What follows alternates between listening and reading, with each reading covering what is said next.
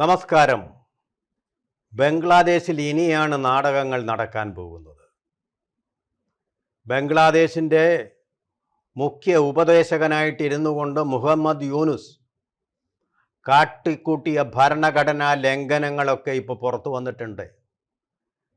നമ്മൾ ഓർക്കുന്നുണ്ടാവണം, അടിയന്തരാവസ്ഥ കഴിഞ്ഞിട്ട് ഷാ കമ്മീഷൻ്റെ അന്വേഷണ റിപ്പോർട്ടിലൂടെ ഇന്ദിരാഗാന്ധി അടിയന്തരാവസ്ഥയുടെ കരാള രാത്രികളിൽ ചെയ്തു കൂട്ടിയ പങ്കിലമായിട്ടുള്ള ഭരണഘടനാ ലംഘനങ്ങൾ, മനുഷ്യാവകാശ ലംഘനങ്ങൾ ഒക്കെ, ഭരണഘടനാ ബാഹ്യശക്തികളുടെ ഇടപെടൽ ഒക്കെ കൂടി നാട്ടിലുടനീളം വലിയൊരു ഷോക്ക് വേവ് സൃഷ്ടിച്ചത്. അടിയന്തരാവസ്ഥ ഇന്ദിരാഗാന്ധി പിൻവലിച്ച ദിവസം മാതൃഭൂമി പത്രം അതിൻ്റെ ചുവടുമാറ്റി. അതുവരെ അടിയന്തരാവസ്ഥയുടെ ഇരുപതിന പരിപാടികളെയും മറ്റു പരിപാടികളെയും ഒക്കെ മുക്തകണ്ഠം പ്രശംസിച്ചുകൊണ്ടിരുന്ന മാതൃഭൂമി പത്രം സി നാരായണപിള്ളയിലൂടെ അതിൻ്റെ കരാളഘട്ടങ്ങളിൽ സംഭവിച്ച ഇത്തരം ഭരണഘടന മനുഷ്യാവകാശ ലംഘനങ്ങൾ ഓരോന്നായിട്ട് എണ്ണി പറയാൻ തുടങ്ങി. പെട്ടെന്ന് മാതൃഭൂമി പതിവായിട്ട് വായിച്ചു കൊണ്ടിരുന്ന എന്നെപ്പോലുള്ളവർക്ക് വമ്പിച്ച തോതിലുള്ള ഒരു ഞെട്ടലാണ് അത് ഉണ്ടാക്കിക്കൊണ്ടിരുന്നത്. Shock waves. ഒരുപാട് പേര് എഴുതി, നിങ്ങൾ ഇന്നലെ വരെ ഇന്ദിരാഗാന്ധിയെ സ്തുതിച്ചുകൊണ്ടിരുന്നിട്ട് പെട്ടെന്ന് എന്തുകൊണ്ടിങ്ങനെ ചൂടുമാറി എന്ന് ചോദിച്ചപ്പോൾ സി നാരായണപിള്ള തന്നെ അതിന് ഉത്തരം പറഞ്ഞത് എന്താണെന്നറിയാമോ? ഞങ്ങൾക്കതിന് ഉത്തരം പറയാനുള്ള ബാധ്യതയില്ല പത്രത്തിന് എന്ന് പറഞ്ഞ് ന്യായീകരിക്കാനേ കഴിയൂ. അതുപോലെ ഉള്ള ഒരു ജനാധിപത്യ ധ്വംസനമാണ് ഭാരതത്തിൻ്റെ സ്വാതന്ത്ര്യത്തിന് വേണ്ടി സ്ഥാപിതമായിട്ടുള്ള കെ പി കേശവമേനോൻ്റെ ദേശസ്നേഹത്തിൽ നിന്ന് പ്രചോദിതമായി ഉൽപ്പന്നമായ മാതൃഭൂമി ചെയ്തത് എന്നതുപോലെ ഇപ്പോൾ പുറത്തു വന്നിരിക്കുകയാണ് ബംഗ്ലാദേശിലെ മാധ്യമമായിട്ടുള്ള ഖലേർ ഖാന്തോയിലൂടെ മുഹമ്മദ് യൂനുസ് കഴിഞ്ഞ 2024 സെപ്റ്റംബർ 16 മുതൽ കാട്ടിക്കൂട്ടിയ ഭരണഘടനാ ലംഘനങ്ങൾ, മനുഷ്യാവകാശ ലംഘനങ്ങൾ, ന്യൂനപക്ഷ അവകാശ ധ്വംസനങ്ങൾ, വംശഹത്യ, പിന്നെ അതുകൂടാതെ ആ രാജ്യത്തെ പ്രസിഡൻ്റായിരിക്കുന്ന ഇപ്പോഴും ഇരിക്കുന്ന മുഹമ്മദ് ഷഹാബുദ്ദീനെ പുറത്താക്കാൻ വേണ്ടിയ കുൽസിത പ്രവർത്തികൾ, ഇതെല്ലാം ഇപ്പോൾ പുറത്തു വന്നിരിക്കുന്നു. അതിലൂടെ എങ്ങനെ ആ രാജ്യത്തിൻ്റെ പ്രസിഡൻ്റായിട്ടുള്ള മുഹമ്മദ് ഷഹാബുദ്ദീൻ തന്നെ കൊടുത്ത അഭിമുഖത്തിലൂടെ അതെല്ലാം ഓരോന്നോരോന്നായിട്ട് പുറത്ത് എണ്ണമിട്ട് 1, 2, 3 എണ്ണമിട്ട് അക്കമിട്ട് നിരത്തിക്കൊണ്ട് പുറത്തു വന്നിരിക്കുകയാണ്. അപ്പം ഇത് രക്ഷയില്ല. ഇദ്ദേഹത്തിന് നിഷേധിക്കാൻ കഴിഞ്ഞിട്ടില്ല. അദ്ദേഹം അവിടെ തന്നെയുണ്ട്. ഈ ഭരണകാലയളവിൽ അദ്ദേഹം നടത്തിയ 1.5 വർഷം നീണ്ട ഭരണകാലത്ത് അദ്ദേഹം നടത്തിയത് ഏതാണ്ട് 16 വിദേശ രാജ്യ സഞ്ചാരങ്ങളാണ്. അതിൽ ഏറ്റവും കൂടുതൽ നടത്തിയിട്ടുള്ളത് അമേരിക്കയിലേക്കാണ്. അമേരിക്കൻ പ്രസിഡന്റിന് ഈ രാജ്യത്തിൻ്റെ സെൻറ്റ് മാർട്ടിൻസ് ദ്വീപ് നിങ്ങൾക്ക് തരാമെന്ന് വാക്കുറപ്പിക്കാനും അവിടെ പോയി ഡിന്നർ കഴിക്കാനും വേണ്ടിയുള്ള യാത്രകളായിരുന്നത്. എന്നിട്ടോ ഈ മനുഷ്യാവകാശ ലംഘനങ്ങൾ, അവിടെ നടക്കുന്ന ഹിന്ദുഹത്യകൾ, ഇതൊക്കെ ഈ മുഹമ്മദ് ഷഹാബുദ്ദീൻ ഇദ്ദേഹത്തിൻ്റെ ശ്രദ്ധയിൽപ്പെടുത്തിയപ്പോൾ അതൊക്കെ അങ്ങനെ നടക്കും, കുഴപ്പമൊന്നുമില്ല എന്നുള്ള വാക്കാണ് പറഞ്ഞത്. സാധാരണഗതിയിൽ മുഹമ്മദ് ഷഹാബുദ്ദീൻ എന്ന് പറയുന്നത് മുഹമ്മദ് യൂനുസിനേക്കാൾ മുകളിലാണ്. മുഹമ്മദ് ഷഹാബുദ്ദീൻ്റെ ഉപദേശകനായിരിക്കേണ്ട ആളാണ് ഇദ്ദേഹം. പക്ഷേ ഈ വിദേശയാത്രകൾ പോയതിനൊന്നും മുഹമ്മദ് ഷഹാബുദ്ദീൻ്റെ ഒരു പെർമിഷനും അനുവാദവും വാങ്ങിക്കാതെ നിയമവിരുദ്ധമായിട്ട്, ഭരണഘടനാ വിരുദ്ധമായിട്ടാണ് അദ്ദേഹം പോയിട്ടുള്ളത്. അതുപോലെ തന്നെയാണ് അദ്ദേഹം അമേരിക്കയുമായിട്ട് ഒരു ട്രേഡ് ഡീലിൽ, അതിലാണല്ലോ അവിടുത്തെ ബംഗ്ലാദേശിലെ പരുത്തി മുഴുവൻ ഓസിന് അമേരിക്കയ്ക്ക് കൊണ്ടുപോകാൻ സൗജന്യം അനുവദിച്ചത്. അതിന് പകരമായിട്ട് വസ്ത്രം കയറ്റുമതിയിൽ ലോകത്തെ 2ാമത്തെ രാജ്യമായ ബംഗ്ലാദേശിന് അമേരിക്കയിലേക്ക് അത് കയറ്റി അയക്കാൻ ചുങ്കമില്ലെന്ന് പറഞ്ഞു. എന്തൊരു വമ്പിച്ച നഷ്ടമാണ് ഉണ്ടാക്കിയത്. ഇതിൻ്റെ പേരിലാണല്ലോ ഇന്ത്യയിൽ ഗാന്ധിജിയുടെ നേതൃത്വത്തിൽ സ്വദേശി പ്രസ്ഥാനം ആരംഭിച്ചത്. അവിടെ ബ്രിട്ടനിലെ തുണിമിൽ ഫാക്ടറികളിൽ നിന്ന് കൊണ്ടുവരുന്ന വിദേശ വസ്ത്രങ്ങൾ ഇവിടെ കൊണ്ടുവരിക, എന്നിട്ട് ഇന്ത്യയിലെ പാവപ്പെട്ട കർഷകൻ്റെ പരുത്തി ചുളുവിലയ്ക്ക് വാങ്ങിച്ചുകൊണ്ട് അവിടെ പോവുക. അപ്പോൾ അധികം വരുന്ന അവരുടെ ചൂഷണ മൂല്യങ്ങൾ നമ്മൾ കൊടുക്കേണ്ടി വരിക എന്ന് പറയുന്നത് പോലെ ഒരു അവസ്ഥ, അത് അവസാനിപ്പിക്കാൻ വേണ്ടിയിട്ടാണ് ഗാന്ധിജി സ്വദേശി പ്രസ്ഥാനം എന്ന് പറഞ്ഞ് ആരംഭിച്ചത്. കുറച്ച് നാളത് വിദേശ വസ്ത്രങ്ങൾ ബഹിഷ്കരിക്കുകയും അത് കൂട്ടിയിട്ട് ചുടുകയൊക്കെ ചെയ്തു. അത് കഴിഞ്ഞ് വീണ്ടും നെഹ്റു പാരമ്പര്യം അനുസരിച്ച് നെഹ്റുവും സംഘവും വിദേശ വസ്ത്രങ്ങളിലേക്ക് തന്നെ തിരിച്ചു പോവുകയാണ് ഉണ്ടായിട്ടുള്ളത്. ഇപ്പോഴും നമ്മൾ ആ സംസ്കാരം തുടരുന്നു. അതുപോട്ടെ, അവിടെ ഇപ്പം ബംഗ്ലാദേശിൽ ഇത് തന്നെയാണ്. അമേരിക്കൻ വസ്ത്രങ്ങൾ ഇട്ടുകൊണ്ട് ആളുകൾ നടക്കും. അവിടുത്തെ പരുത്തി കർഷകൻ്റെ നട്ടലൊടിയും, ഓരോരുത്തരായിട്ട് ആത്മഹത്യ ചെയ്യും.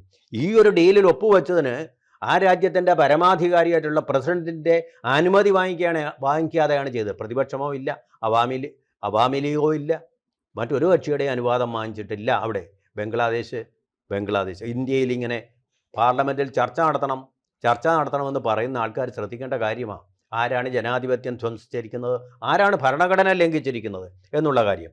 1.5 വർഷക്കാലം കൊണ്ട് ഇദ്ദേഹം കാട്ടിക്കൂട്ടിയ ഭരണഘടനാ ലംഘനങ്ങൾ മാത്രം മതി അവിടുത്തെ ഭരണഘടന പ്രകാരം അദ്ദേഹത്തിന് ശിക്ഷ നൽകാൻ. ഷാ കമ്മീഷൻ റിപ്പോർട്ട് പുറത്തു വന്നിട്ട് ഇന്ദിരാഗാന്ധിക്ക് വലിയ ശിക്ഷയൊന്നും ലഭിച്ചില്ല. എനിക്ക് വിലങ്ങിടുമെന്ന് ഇന്ദിരാഗാന്ധി പറഞ്ഞു. വിലങ്ങിടാതെ തന്നെ അവരെ അവിടെ കൊണ്ടുപോയി വിചാരണ ചെയ്തു. തടവിൽ 1-2 ദിവസം ഇട്ടു, അത്രമാത്രമേ ഉള്ളൂ. കിടക്കേണ്ടി വന്നു പ്രതീകാത്മകമായിട്ട്. പിന്നെ അവരെ പുറത്തു വിട്ടു. അവർ വീണ്ടും അധികാരത്തിൽ വന്നു. അത് ഇന്ത്യയുടെ ജനാധിപത്യത്തിൻ്റെ മഹത്വം, പ്രതിപക്ഷത്തിന് നൽകുന്ന ബഹുമാനം. അങ്ങനെ ഒരു ബഹുമാനവും കൊടുക്കുന്ന രാഷ്ട്രമല്ല. അവരുടെ രാഷ്ട്രപിതാവായിട്ടുള്ള മുജിബുർ റഹ്മാൻ പോലും ആ ബഹുമാനം കൊടുത്തിട്ടില്ല. അദ്ദേഹം കാര്യം സാധിച്ചു. ബംഗ്ലാദേശിന് സ്വാതന്ത്ര്യം കിട്ടിക്കഴിഞ്ഞ് അവിടുത്തെ ഔദ്യോഗിക ഭാഷയുമായി ചെയ്ത് കഴിഞ്ഞപ്പോഴത്തേക്കും അദ്ദേഹത്തിൻ്റെ തലവെട്ടി വിപ്ലവം സൃഷ്ടിച്ച നാടാണ്. അതുകൊണ്ട് ഈ ഭരണഘടനാ ലംഘനങ്ങൾക്ക് തക്കതായ ഉത്തരം ഈ പ്രസിഡന്റും ഇപ്പോഴത്തെ പ്രധാനമന്ത്രി ചേർന്ന് കൊടുക്കും എന്നുള്ള കാര്യത്തിൽ യാതൊരു സംശയവും വേണ്ട. കാരണം അവിടുത്തെ ഭരണഘടനയും അവിടുത്തെ രീതികളും അങ്ങനെ തന്നെയാണ്. ഒരു സംശയവും വേണ്ട. വട്ടിമറികൾ നടത്തുന്നവരെ നിഷ്കരണം, കഴിമരത്തിലേറ്റാൻ വേണ്ടി ശക്തമായിട്ടുള്ള ഭരണഘടനയാണ് അവിടുത്തേത്. ആ ഭരണഘടനയിലെ നീതിന്യായങ്ങളും അങ്ങനെ തന്നെയുള്ളതാണ്. അതുകൊണ്ട് ഇദ്ദേഹത്തിൻ്റെ ദിനങ്ങൾ അവിടെ തന്നെ എണ്ണപ്പെട്ട് കഴിഞ്ഞിരിക്കുന്നു. അദ്ദേഹം ചെയ്ത പാപത്തിന് കാലം കാത്തുവെച്ച കാവ്യനീതിയാണിത്. കോൺസ്റ്റിറ്റ്യൂഷണൽ കണ്ടിന്യൂറ്റി എന്ന് പറഞ്ഞാൽ വേറൊരു പ്രധാനപ്പെട്ട കാര്യമുള്ളത്. BNP എന്ന് പറയുന്ന കക്ഷിക്ക് മുഹമ്മദ് യൂനുസിനെ തീരെ കണ്ടുകൂടാ. മുഹമ്മദ് യൂനുസ് പറഞ്ഞതിനെ അവർ ധിക്കരിച്ചു.